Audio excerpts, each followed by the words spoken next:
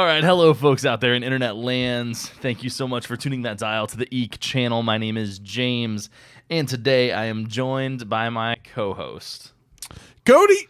That's you. That's me. You're kind of loud. I know. I don't. That real quick. It doesn't help that I don't really talk like that. It's just I get really excited when you introduce me, and I go really hard, and then probably the rest of the time I just lay back a little bit. It's all right. Okay. Well, this is a SpoilerVision episode, which means that in just a moment we're going to go watch a scary movie. We're going to come back to you with our hot takes and immediate review to determine if the film gets the original Eek Seal of Quality. That's the noise. There it is. This week on SpoilerVision, we are watching Demons. Okay, so real quick, I feel like the last few weeks we've had a lot of recommendations thrown at us from some of our guests that we've experienced on our other show. Yeah. Okay. The other episodes. Yeah, and so this is one correct by Mark.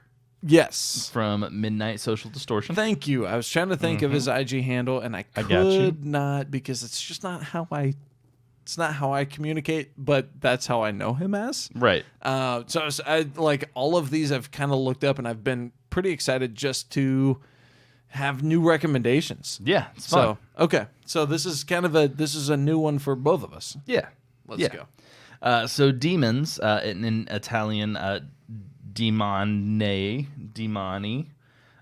is a 1985 Italian horror film directed by Lombardo Bava, is produced by Dario Argento, starring Urbano Barberini and Natasha Hovey.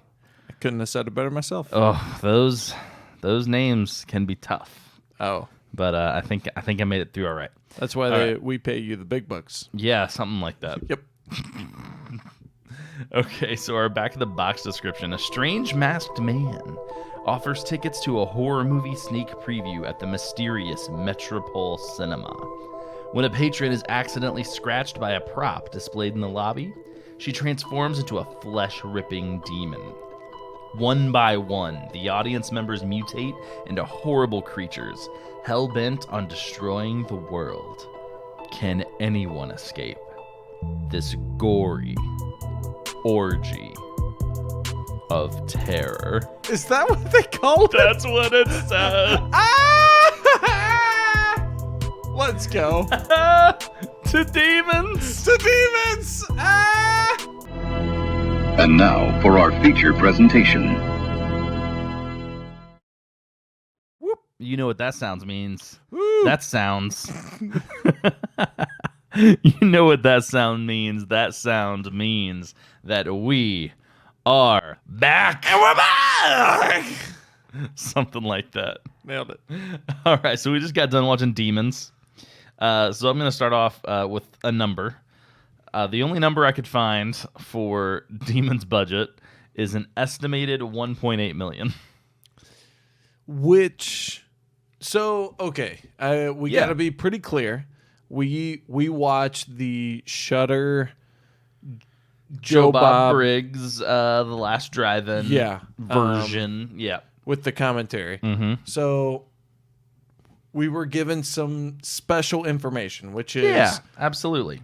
They shot some in West Berlin. Mm-hmm. They shot some in the Metropole, which is a historic theater that was like getting torn down. Mm-hmm.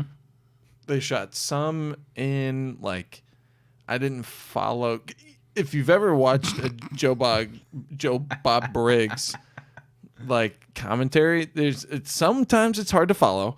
From what I could gather, maybe an Italian cinema house that was bombed, or was that in Germany? Yeah, it was a Italian movie studio set that was bombed during World War II, and they just kept making movies there. Yeah. So we're kind of spread out. So when we talk about kind of our classic low budget horror films, we're not describing those. In this scenario, And then also you have to know a little bit, which we've discussed a little bit about Italian horror in the past, which is like, it's almost like obsessive horror. Yeah. Where they really dive into. So like Joe Bob does a great job of explaining it, but we've kind of discussed it in the past where like we kind of get this idea of like these Italian directors are obsessed with American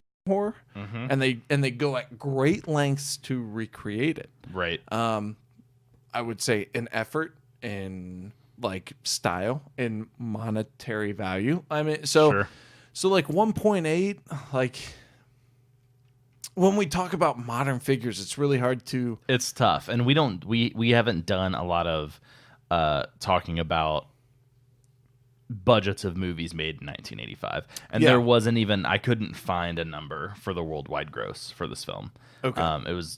It's probably pretty much impossible to even estimate one. Which, if you have an account to Shudder, like, and you get some of this commentary, like, also this whole series, this demon series, is very convoluted and kind of confusing. So, like, maybe part of that is into kind of that realm. Part of it is 6 or 7 different versions worldwide are being shown. And I think they just didn't even, in those days, they weren't keeping track of that stuff because it didn't matter. It was, hey, put the movie out in as many places and as many different times. Like we found out that the German version of Demons came out after the German version of Demons 2. So in Germany, Demons 2 is called the first movie, and the first movie is called the second movie. It's just, they have no idea when these movies are even coming out, let alone when they're being shown and how much money they're making. And so I think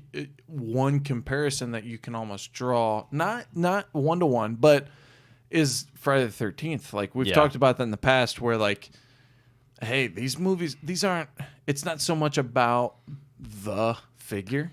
It's, did you get enough to really pay off the first? Did you get enough cash grab for the second? Right. And does it warrant multiple sequels? And so like this does. And so like, do we get an exact 1-to-1? That figure kind of surprises me.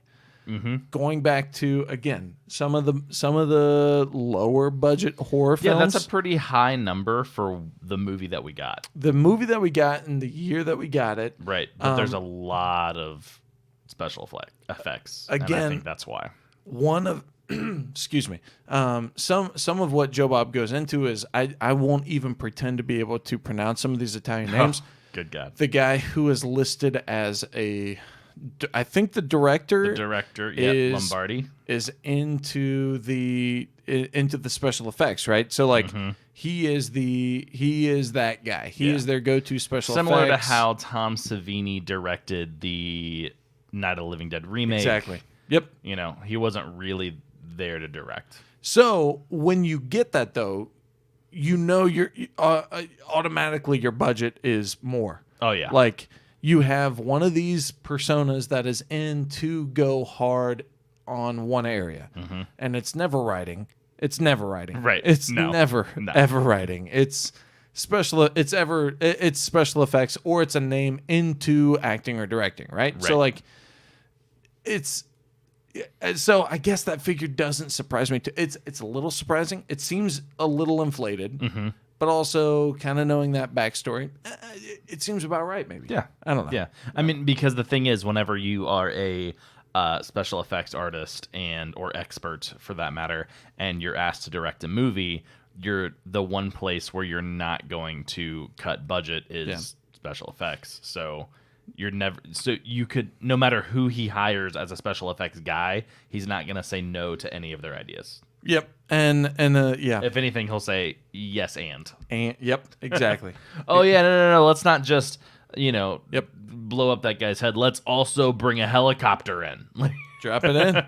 That thing has nothing else to do in the story, but we got one. Nope, doesn't. Okay, so I had a couple trivia things. Okay.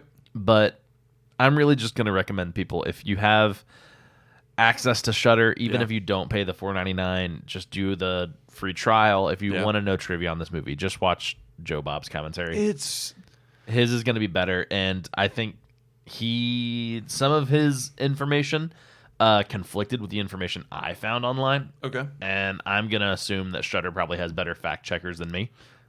So Well, yeah. that information is probably more correct anyway.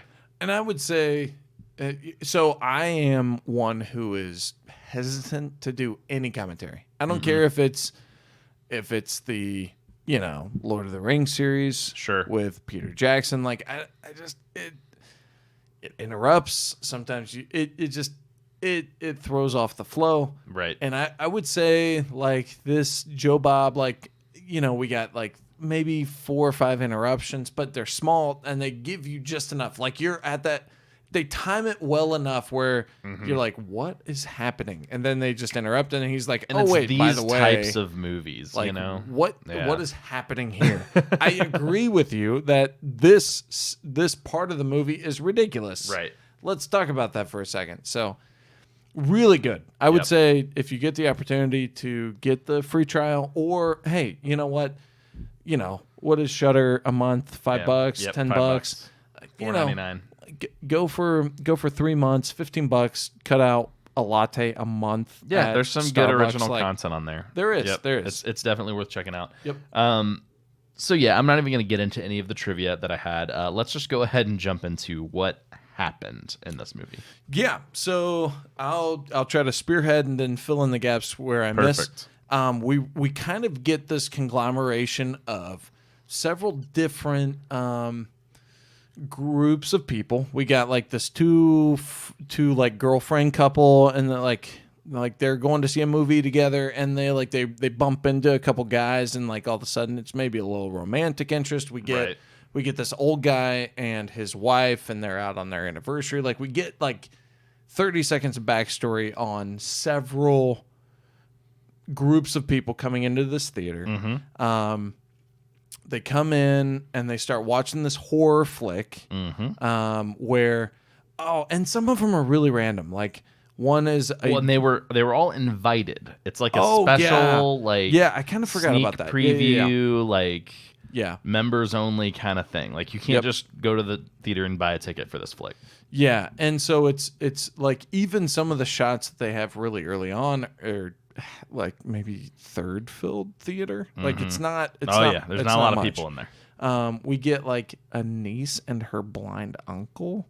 Like it's just like Yeah, I'm still not sure about the relationship there. I think he said they killed my niece. Oh, Not to okay. spoil later, but like Well, here's the spoiler: almost everyone dies. yeah. There's really not a lot of survival in this film. But we start seeing a movie, and it seems to be playing out in the same pace in which we're seeing our attendance of the movie and what their experience. Does that make sense? So yeah. We're watching a movie within Yep. a movie Yep. that's about these people finding this mask that turns people into demons, and Yes. then that's what's also happening in the theater at the same time. Which is, I understand, a little convoluted, but bear with us. So like as we're starting to see this play out on the small silver screen, Right. we are seeing it play out in some of our now what we have been endeared to characters in the movie.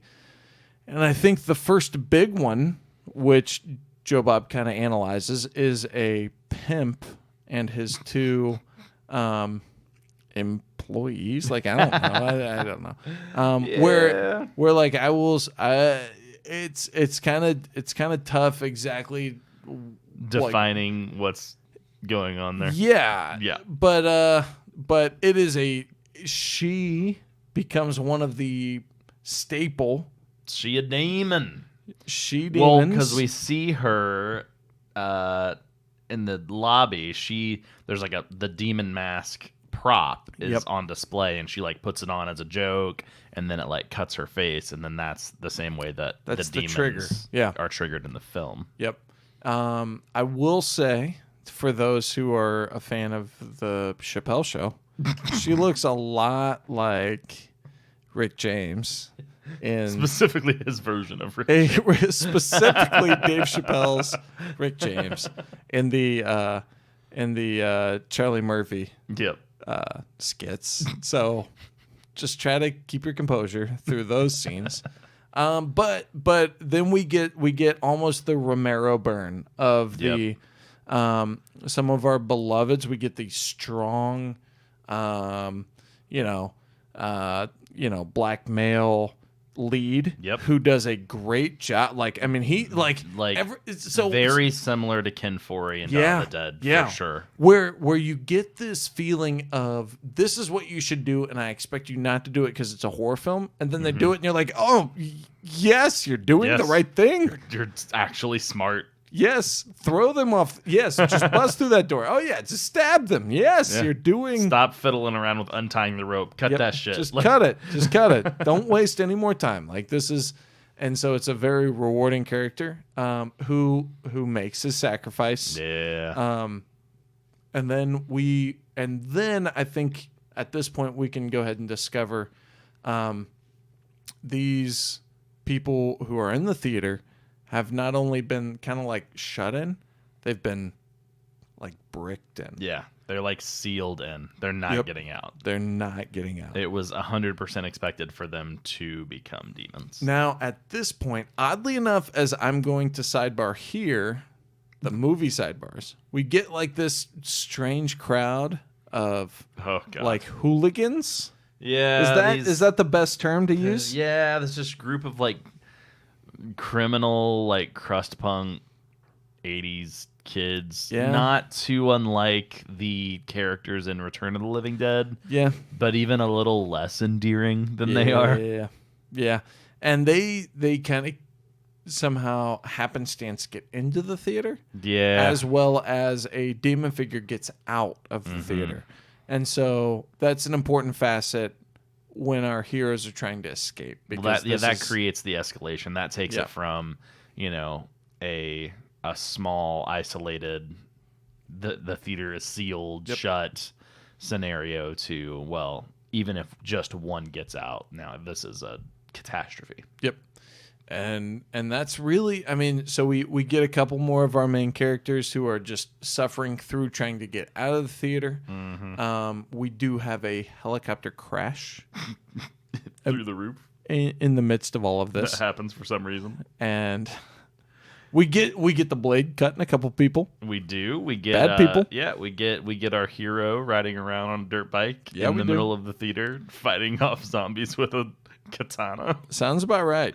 The demons, sorry, not zombies. The line between demon and zombie is very blurred in this film. It is so blurred. I almost wonder if maybe there's a translation thing with I don't know what the Italian words for demon and zombie are, but clearly they're not going for a biblical-esque demon. This is not a The Exorcist type demon. Exactly. It's much more of a zombie type figure.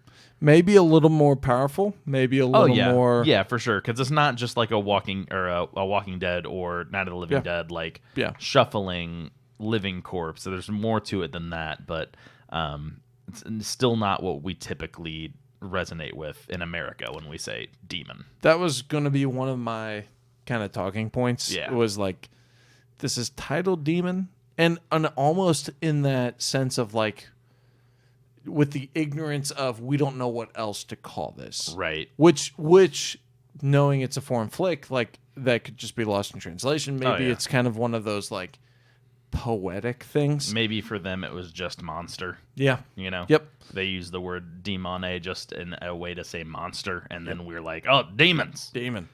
And it really is more of a zombie. Yeah. Like from what we know in 2019, it is a zombie film. Yeah. I mean, without having the rules of vampires placed upon them, it is much more in line with From Dusk Till Dawn than probably any other movie.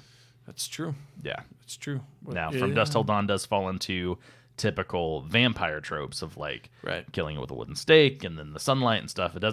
These demons don't play by those rules, but as far as like the body dysmorphia and things like that, it's very in line. Even with those monsters. Even some of the scenes where like, okay, so we're going to get a little contrived here, but we're watching a movie about a movie. So the film that all of our attendees are watching, like there are scenes, like when they are driving up to whatever mansion thing that they're driving up to, it feels like Till Dusk Till Dawn. Right.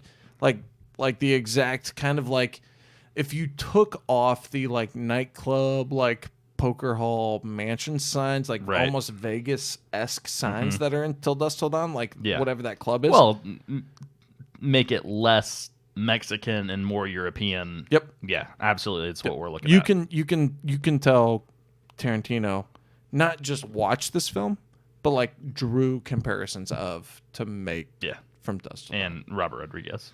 Thank you.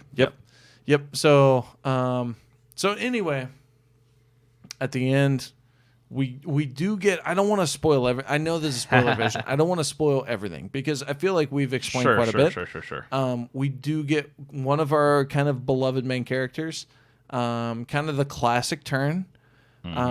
We get maybe not the most classic ending. It's a strange, open-ended ending. Yeah, but it's it fine. leads to a sequel. It does. I don't know if the sequel actually has anything to do with the first one.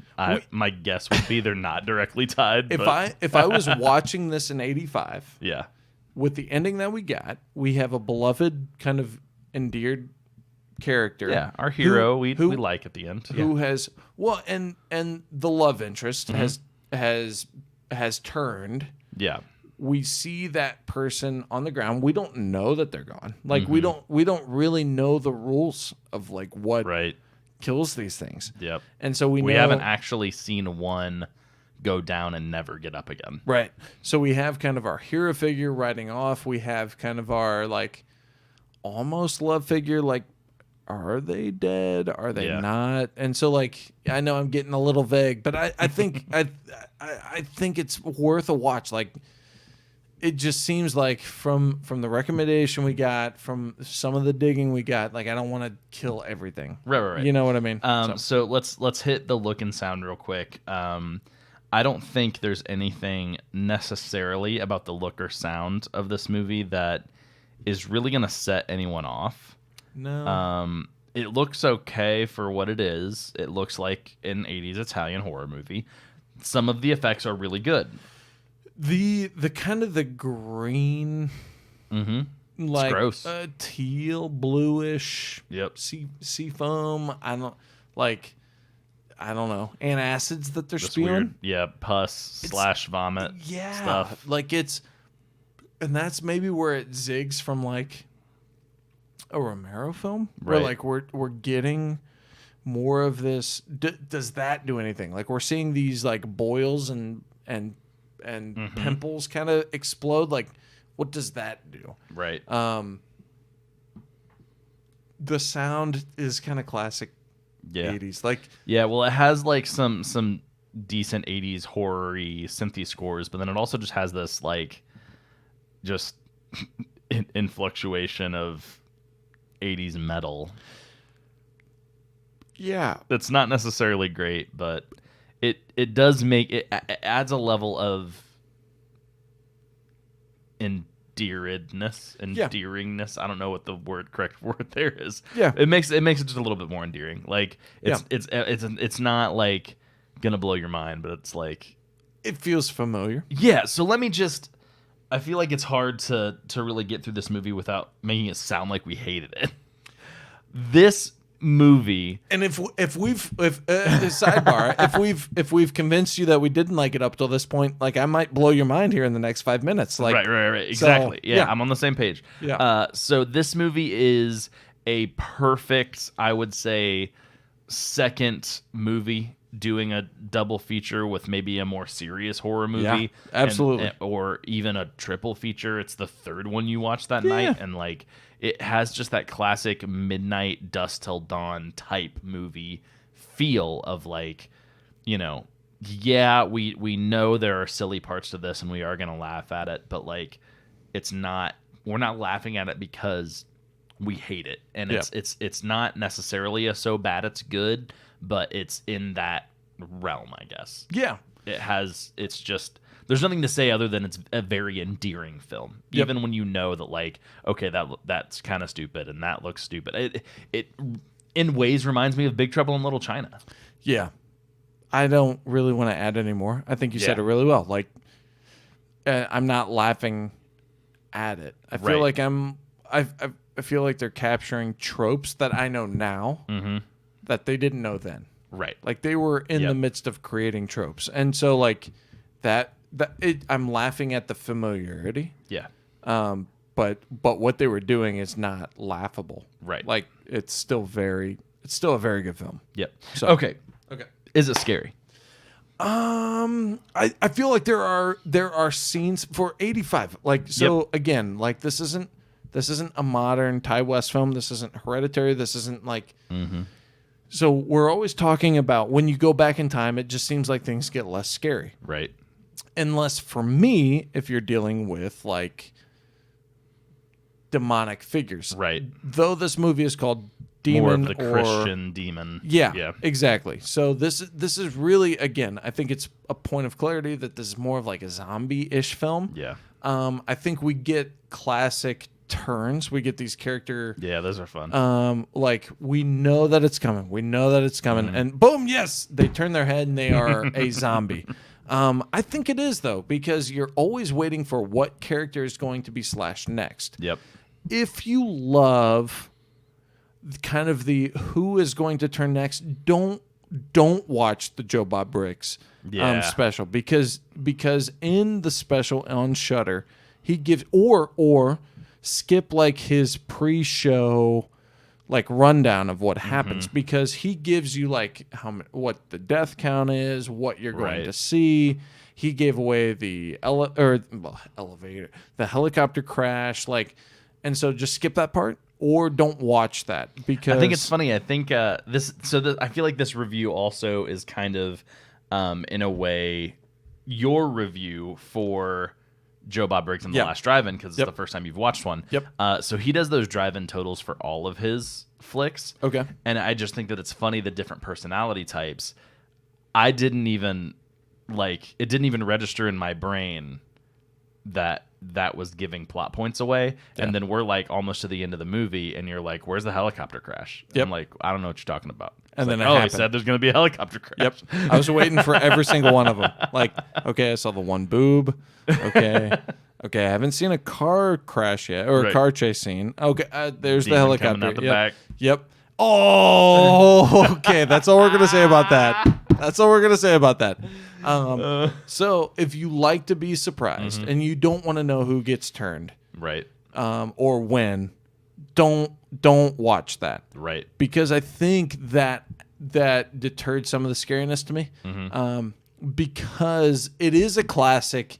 I would say that this is probably the closest to like the Walking Dead, book series. Oh god, graphic. Comics, yes, thank you. You literally don't know who's gonna go. Who's gonna go and when? They attach you all to pretty much all the characters, kind of the same amount. Enough to a horror movie. Enough, right? Yep. Kind of when they introduce all of them in the theater, you don't necessarily have any strong ties to any of them more than the other. So you're kind of introduced all of them evenly, and it's basically. I think that's interesting though, because it's almost like they leave it up to you as an audience member to select like who your own fan favorite is, and you get to choose who you want to root for. Maybe you're rooting for the guy who's basically a pimp. Maybe you're rooting for the little kid that looks like Kirk Cameron. Like, you get to choose, and then pretty much all of them die, so it doesn't matter. Yeah, and that's kind of and there in that Joe Bob Briggs special, there's a little bit more information. So like, just if you like to, that adds to the scariness for me. Yeah. Like who gets slashed next, or who gets I think cut, the scariest part. I guess I'll move into the scariest moment. I think the scariest part is kind of when the shit hits the fan, and it's not necessarily.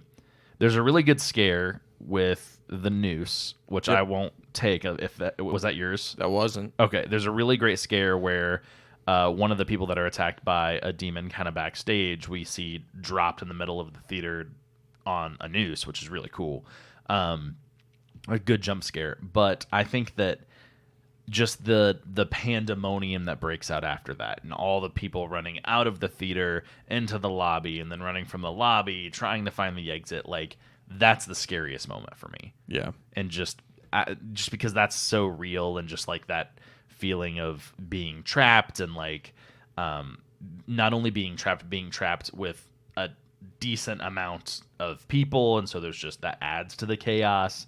I think that is my scariest moment. So I'm gonna go with kind of the more low-hanging fruit, and it's at the end where we get kind of our two like romantic. It's a romantic couple. I don't want to give which one gets kind of turned. Where like I think that just plays on we see the crazies where the couple gets away. Yes. And so that's kind of that's always the object. Even in like Evil Dead, like I'm set on getting me and my girlfriend out. Right. Not necessarily, and sometimes it's really unfortunate. Sometimes the best friend gets checked out the woods. Like I want to get me and my romantic interest out. And they do in this film. Right. And so I think the last turn is one of the best. It's good. And so I don't want to give that away. But I would think that excuse me, sorry about that. I think that's the scariest moment of just recognizing like even when we thought we were done, we weren't done. Yeah. And that's kind of the moment where like the crazies kind of go in one direction, like you get the military thing and like, right. God, okay, this is even conspiracy bigger. Thing, like this is just, I think this is more tasteful, and the reach has gone further than it's outside the walls. Right. If that makes sense. So. Right. Best kill. Oh, there are many. There's quite a few. There are many. Oh, it's okay. So I'm going to try to go off the beaten path a little bit. Take it. Where like it's maybe not the best kill, but we're deep into the movie, and we've gone from how are we going to survive to now we're in the what is the kill mode. Yeah. If that makes sense. Okay. Like how is the next zombie going to be killed? Okay, got it. And so in the film, we just watched one of our main characters ride around on a dirt bike with a samurai sword swinging in 100 different angles. Yeah. So, yes, we got a lot of kills. And then our love-crossed couple is in a downed helicopter in the theater, and somehow he is able to crank the helicopter blades just fast enough to slice through like at least four or five. Four, yeah. Zombies, and like they just like chop them up. They're just walking through and boom, boom, boom. Like one takes one to the neck, one takes one to the chest. Oh yeah. One takes one to the mid torso. Yep. And like I don't know, like I'm gonna go there. Like it's just like good. that.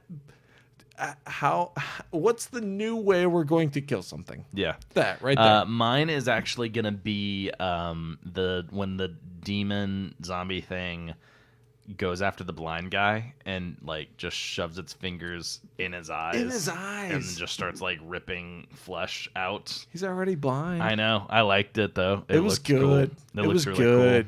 Cool. It was really that good. one's mine. Okay. Let's do it. Okay. Thumbs up, thumbs down, and nuggets. I'll go ahead and kick us off. Okay. I'm going to say a thumbs up. And I'm going to put this bad boy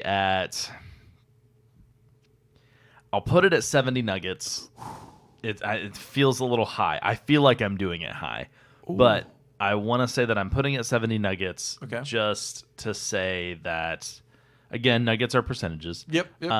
Just to say that it's 70 nuggets, but it's not the same 70 nuggets as, gosh, I gave something else a 70 not that long ago. I forget what it was. But it's not going to, it's just not rated the same way as a modern movie. It's not rated the same way as Us. It's not rated the same way as Get Out. It's not rated the same way as, well, maybe rated the same way as Terrifier.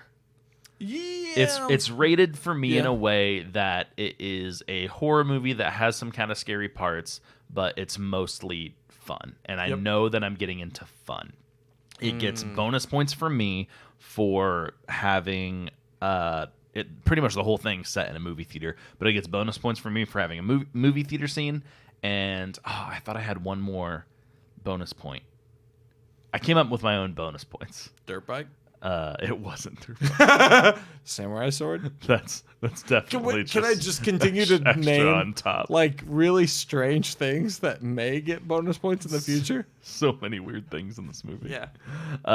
Because if you've been listening, so a couple things that I love is I love if a movie starts out with text. Oh, yeah. And I love if there is a school scene in a movie. And I actually really do like if there is a movie theater scene. I love like the opening of Scream 2.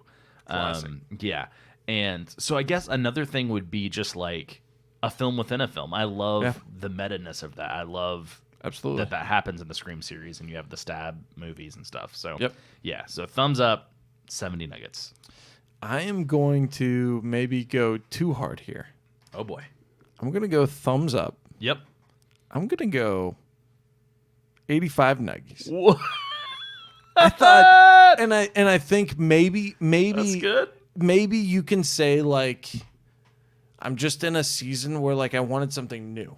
Yeah. I wanted something different. Like, yes, it's an Italian film where we're getting a little like of the dub over action. Like, I wanted something like zombie-ish, but not like on the nose zombie-ish. Like, Right. I'm tired of the like, okay, zombies is a thing and we're making a cash grab on it. Like, Right. let's go. Like, I don't know. Like, I wanted something new. I wanted something different.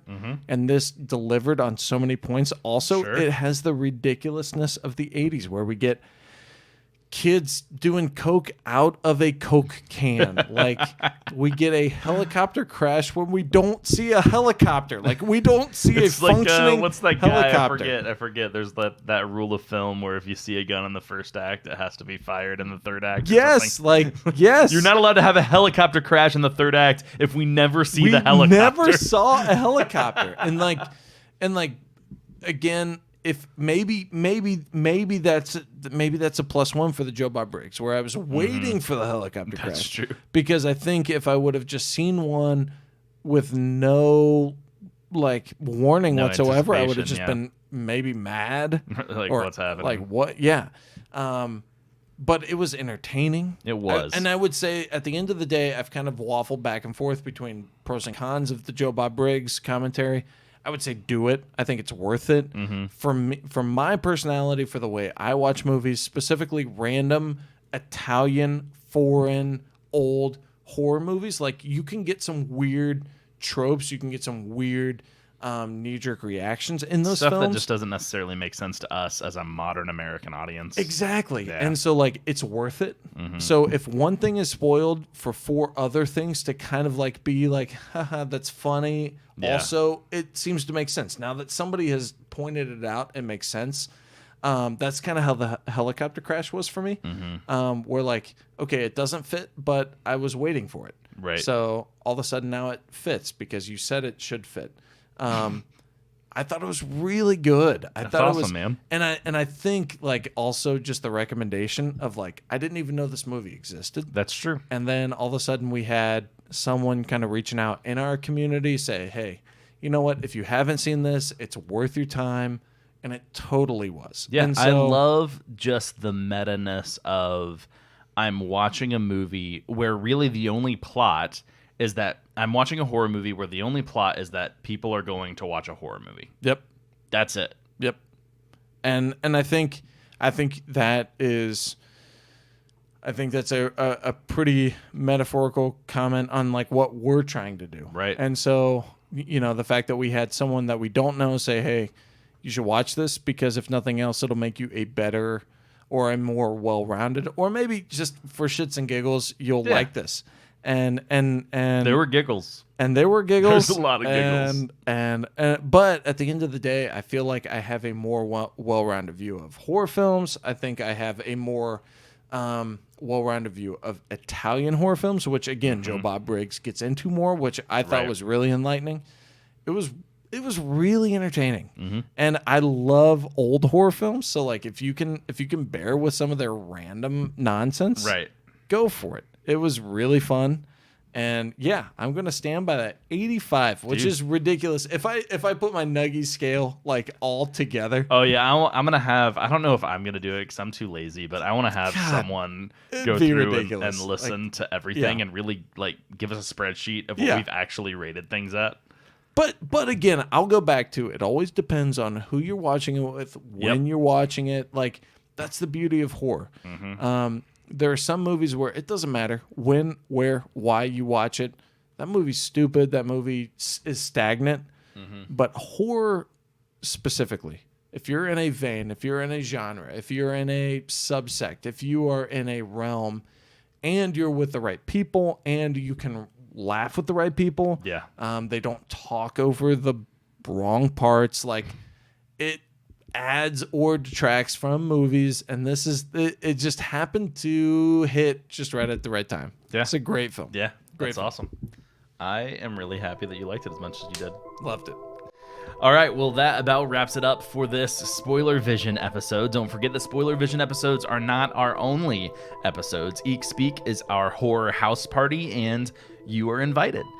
Eek Speak is recorded live on YouTube Monday nights at 7:30 Eastern Standard Time. We'd love for you to join with us and engage in the conversation in real time. A party is just not really a party without guests. Gotta have friends. Gotta have friends. So if you would like to be a guest on Eek Speak, just hit us up on Instagram at Eek Channel, EEKCHANNEL. You can email us hello@eekchannel.com, or you can go to eekchannel.com, click the Be a Guest link in the upper right-hand corner. If you want to help us out, you can rate, review, comment, like, subscribe, and enable notifications wherever you listen, or just tell a friend.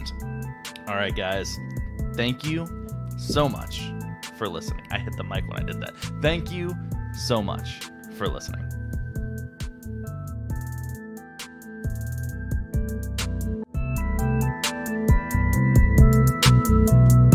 This has been a production of Eek Channel. We make spooky stuff for people like you. You can discover more content like this at eekchannel.com, or find us on Instagram, Twitch, YouTube, Facebook, all the places. And don't be shy, we like making new friends. Thank you for tuning in, and stay eeky out there.